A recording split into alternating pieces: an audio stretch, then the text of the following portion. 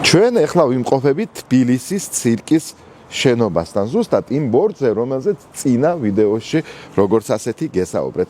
აი ეს არის სტალინური ესეთი ბოძები, რომელთანაც ჩვენ ახლა გახლავართ. სულ 8 ბოძი არის აი აქ აღმართული და აქედანვე არის მთავარი შესასვლელი.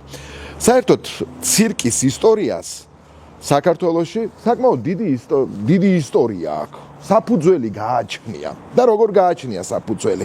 საფუძველი გააჩნია შემდეგნაირად, რომ საქართველოში იყო გავრცელებული ისეთი შეჯიბრებები, როგორც არის ყაბახი მაგალითად, ყენობა მაგალითად, ბერიკაობაც იყო, ჭიდაობა, ჯირითობა, აი ეს ყველაფერი რომ გავაერთიანოთ, უკვე გამოდის საცირკო წარმოდგენა. და ეხლა ჩვენ სადაც ვიმყოფებით, აი ეს ყველაფერი რომ გავაერთიანო და ესეთ წარმოდგენა გქონდეს, მშვენიერი შოუ როგორც ასეთი გამოვიდოდა.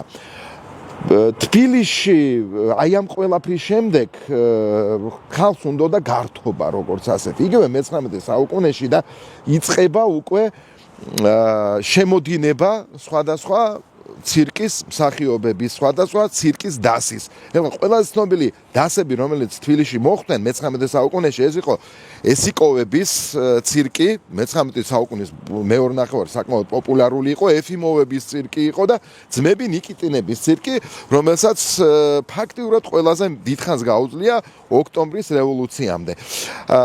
აი შემდგომ უკვე დადგა საკითხი თბილისში თანამედროვე ცირკის როგორც ასეთი აშენების. 1922 წელს ამბობენ, რომ თვით ლავრენტი ბერია ძალიან უყვარდა გართობა და ცირკიო. არ ვიცი ლავრენტი ბერიას ჩანაწერების შესახებ და ცირკის შესახებ რას ამბობს ბერია. მაგრამ ყველა საინტერესო ამ შემთხვევაში ის იყო, რომ 22 წელს, როდესაც პროექტი დამტკიცდა, უნდა აეშენებინათ ცირკი ყოფილ მადათოვის კუნძულზე. მერე იყო იდეა დღევანდელი დინამოს სტადიონის ადგილას უნდათ აი ამ ყველაფრის აშენება. და შემდეგ აი ეს ბორცვი იქნა საბოლოოდ არჩეული, სადაც ახლა ჩვენ ვიმყოფებით. 1935 წელს გაიმარჯვა პროექტმა ნეპრინცევი, სატუნცი და ურუშაძეს აი ამ პროექტმა გაიმარჯვა და აი ამ პროექტით დაიწყო აი ამ მშვენიერი შენობის, საინტერესო, მოდი ესე ვთქვათ, შენობის აშენება. არქიტექტურული ფორმები, ეს არის სტალინური არქიტექტურა, მაგრამ თვითონ ფორმა, ეს მომრგვალო ფორმა აღებული არის, რა თქმა უნდა, ანტიკური ამფითეატრებიდან, რომელიც იყო ან ნახევარწრიული ფორმის, ან მრგლოვანი ფორმის, მაგალითად, იგივე კოლიზეუმი რო ავიღოთ. რატო? იმიტომ რომ აი ესე მრგლოვანი ფორმის შენობაში შიგნით ინტერიერში მაყურებლისთვის საკმაოდ მოსახერხებელი არის აი ამ წარმოდგენების ცქერა. და ამასთანავე აი ეს მრგვალი არენაზე ცხენოსანი მოჯირითები უფრო ადვილად როგორც ასეთი დაჯირითობდნენ. თლიანობაში ცირკი გათვალისწინებული იყო 2000 მაყურებლისთვის. 1940 წელს როგორც იქნა ცირკი საზეიმოდ დასრულდა და გაიხსნა. თვითონ იცით რა არის, აი მე ცირკში ძალიან პატარა ვიყავი, როდესაც მომიყვანეს, ეს იყო 80-იანი წლები მე მგონი.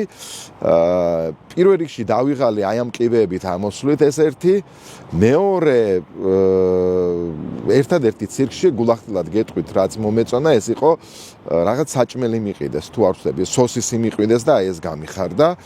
არ მიყვარს ცირკი, რატო არ მიყვარს ცირკი? აგიხსნით, თუმცა ცირკი საჭირო არის. მე ესე ვფიქრობ რა, არის ცირკის მოყვარული ხალხი. აი მე არ ვარ.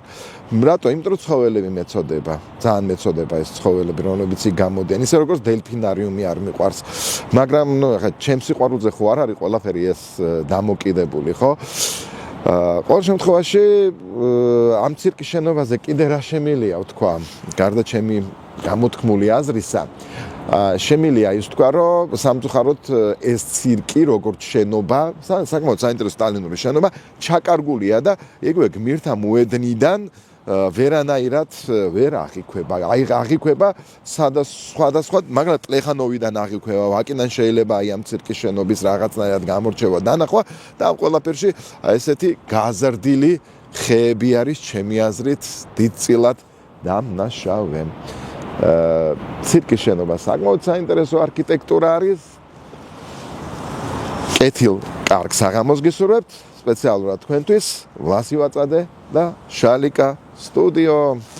Алло.